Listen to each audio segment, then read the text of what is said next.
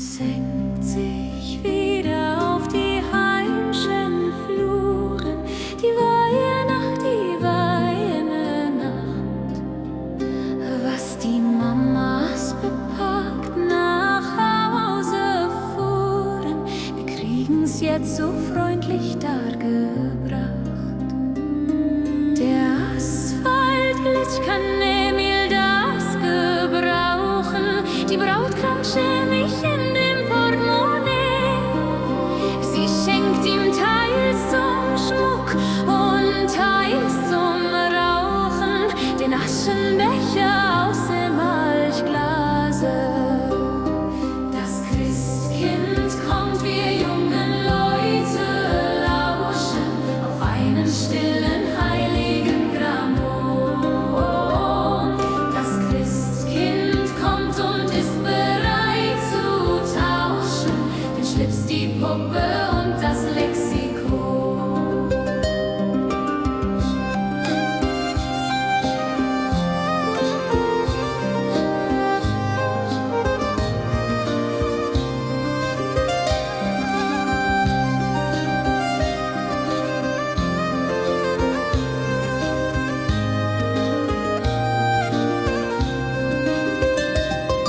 Und sitzt der wackere Bürger bei den Seinen, voll Karpfen still im Stuhl um 9:30.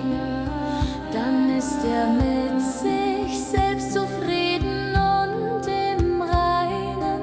Ach ja, so'n Christfest ist doch auch ganz schön. Und froh gelaunt spricht er vom Weihnachtswetter. Mag es nun regnen oder mag es schneien?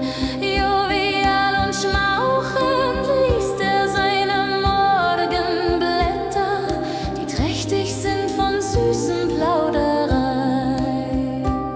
So trifft denn nur auf alte Gückiniden in dieser Residenz Christkindleins Flug.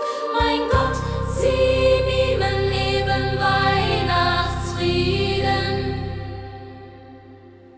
Wir spielen alle, wer es weiß, ist klug.